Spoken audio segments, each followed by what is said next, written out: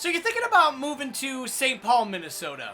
Well, in this video, we're gonna walk you around some neighborhoods, show you some different homes, different price points, so you can get an idea what's gonna fit in with your budget.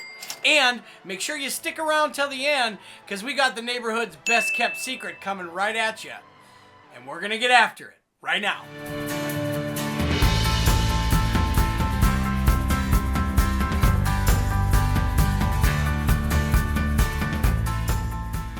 If this is your first time to the channel and you want to know everything that there is to know about living in St. Paul, Minnesota, well, you found the right place. Click the subscribe button, tap the notification bell, and smash that like button on the way in so you can be the first one to know about the current market in St. Paul, Minnesota. Now, my name's Garrett Hilton. We get calls, texts, emails every single day from people just like you, looking to make their move and looking for help to make their move to St. Paul, Minnesota. And we absolutely love it. So whether you're moving in 9 days or 90 days, feel free to give us a call, shoot us a text, send us an email. We would be happy to make your move to St. Paul, Minnesota a smooth one. Oh, and don't forget, all of our information is in the description below.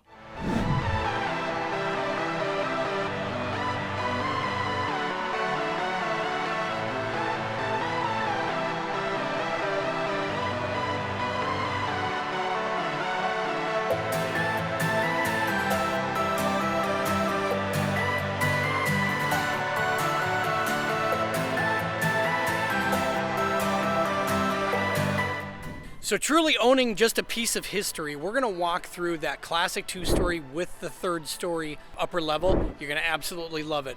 One of the rarities in this neighborhood is a driveway that's front loading from the street. The majority of these homes either don't have a garage or they do and it's off the alley.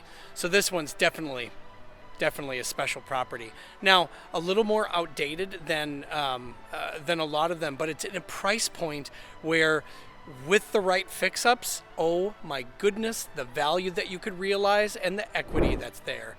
That's dollar signs, ladies and gentlemen. Let's go check it out. Walk in, you're greeted by a grand living space. They've done some upgrades as far as tile on the bricks, a beautiful formal dining room.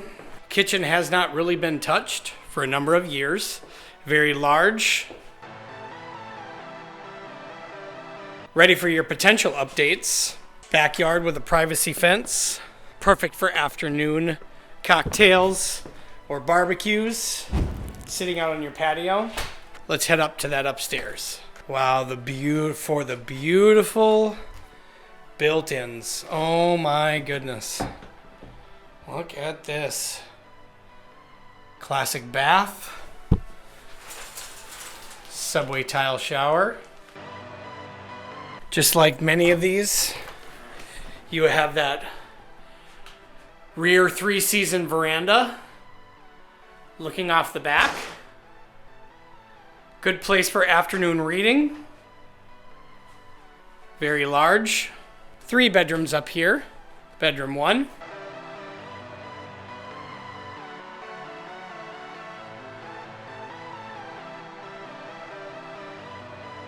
Bedroom 2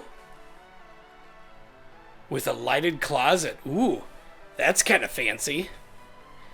Check that out. That's great. And let's go to bedroom 3, shall we?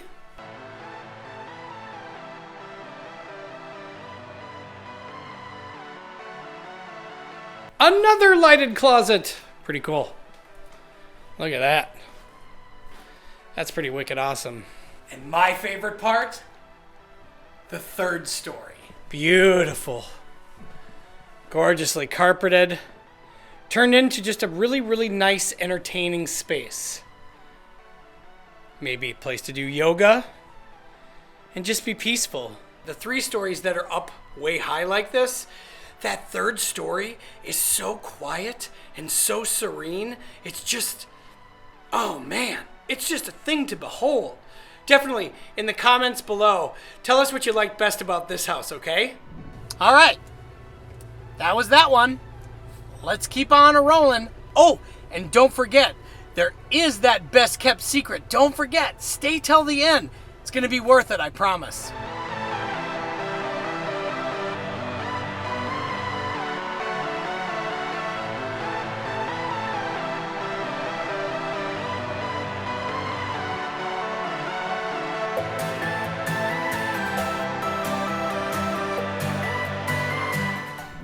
And on to the next. Let's check it out.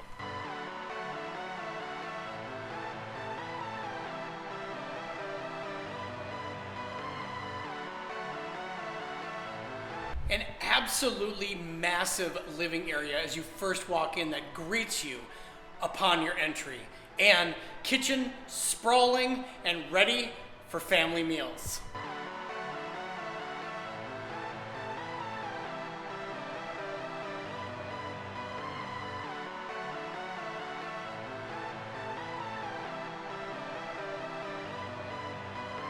Half bath right off the kitchen. And right off the back, there's a deck and a 2.5 car garage.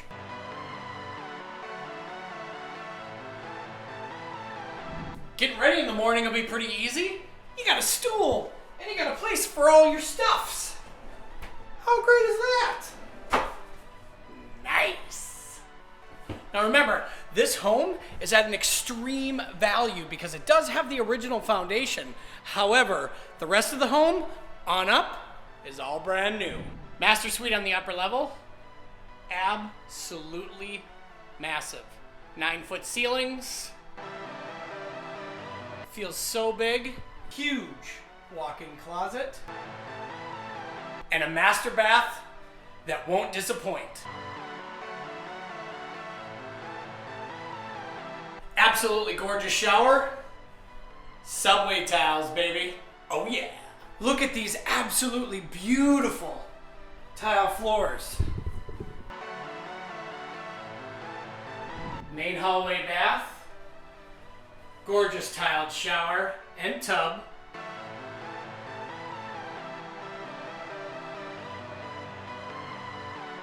Bedroom 2. Wow, look at that view out front. Awesome. Reminiscent of yesteryears with wallpaper. Kind of cool. I like that.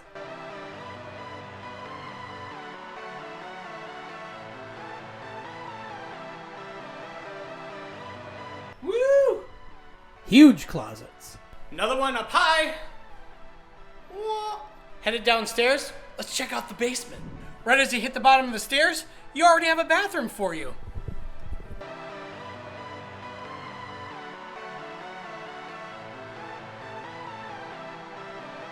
Really well laid out, lower level family room.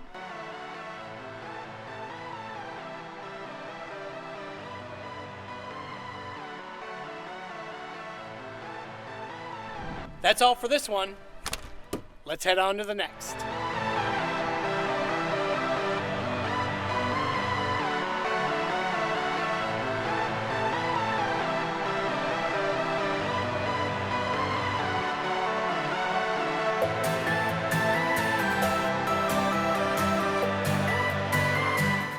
It's funny how I feel like it, I mean, it's true, but like how I constantly forget things, it's mind-blowing.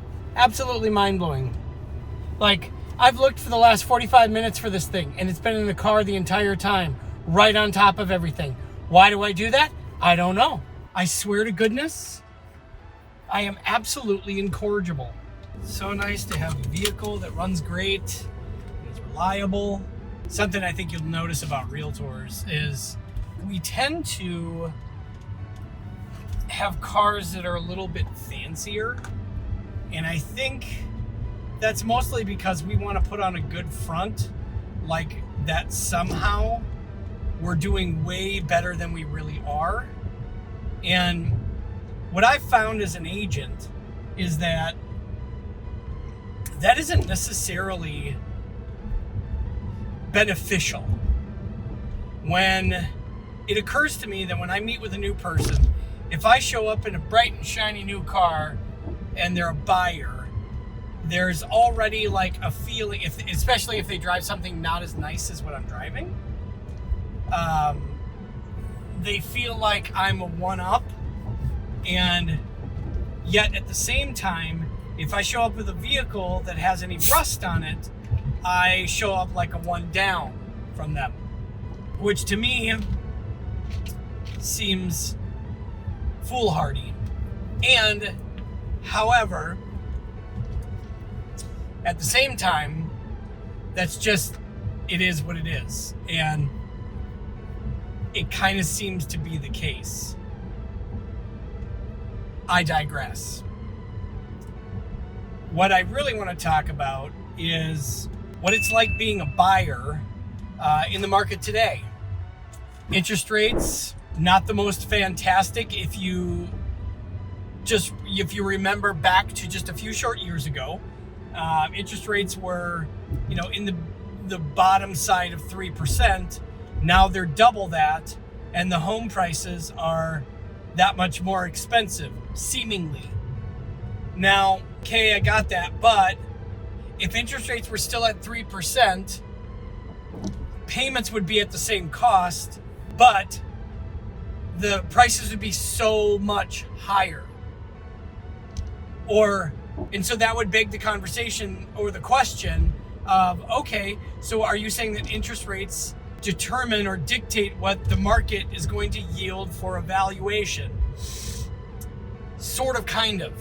It's not a simple answer, because there was a lot of uncertainty just before they raised interest rates or doubled interest rates as to what was actually going to happen.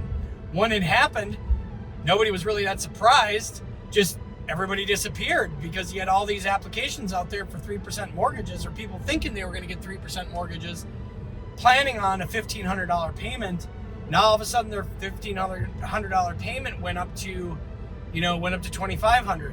But on the converse side of that, like I originally mentioned, is you're still looking at a situation where if interest rates would have stayed the way they were, the market would have continued to ramp up and prices would have continued to go up by 10, 15, 20% year over year annually.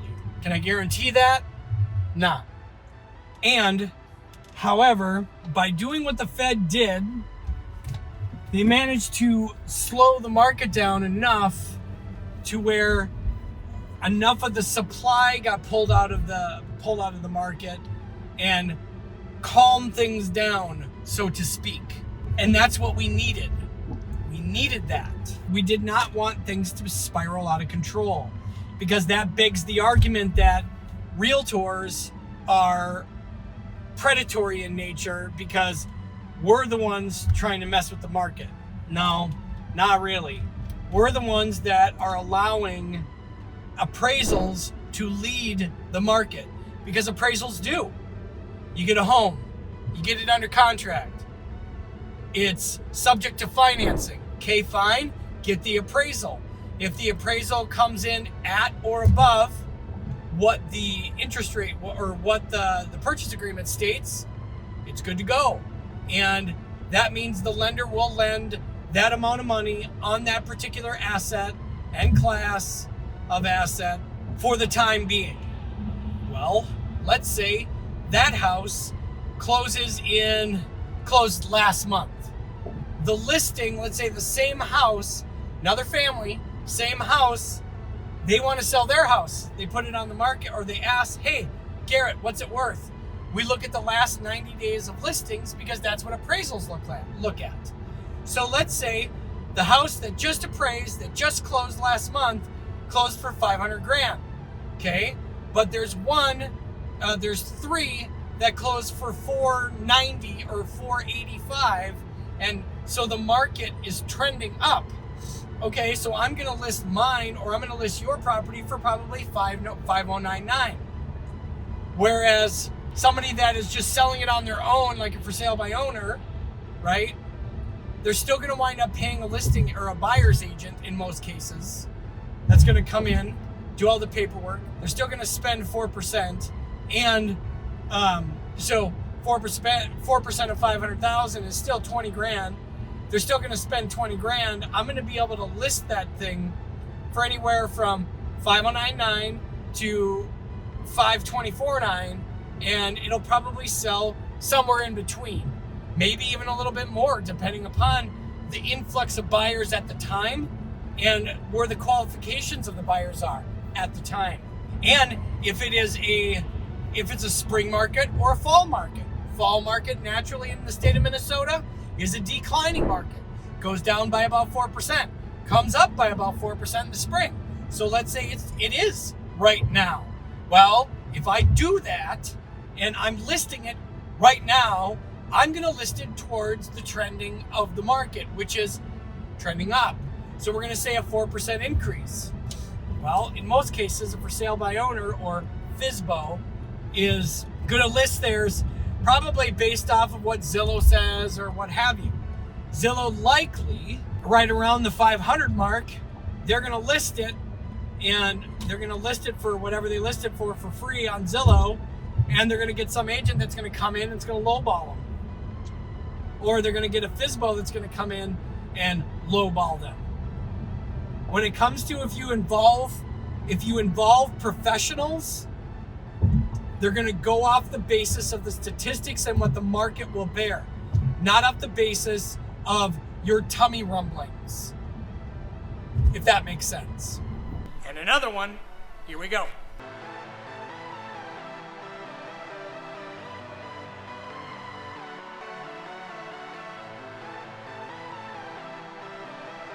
What a picturesque scene right in the gorgeous Summit Hill area. Come on, let's go take a look. First, when you walk in, you have an absolutely gorgeous, beautifully appointed living room. Coming on through, just loads and loads of character. Wow. The kitchen is a little drab, but man, does it speak of yesteryear. Let's head right upstairs, up the side staircase. Look at that. How cool is that? Beautiful bedrooms. Gorgeous closets. How cool is this? A veranda.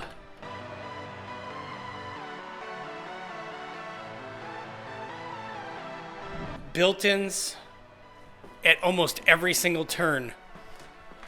4 bedrooms on the upper level.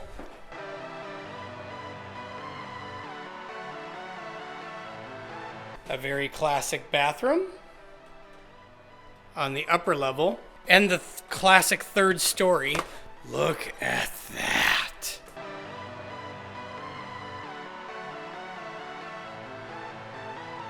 This has got to be the coolest room in the house.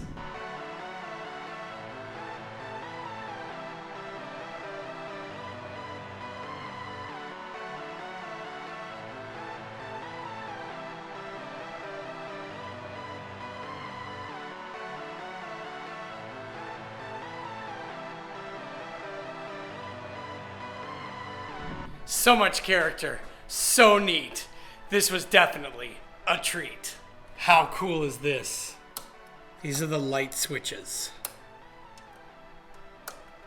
That's so amazing.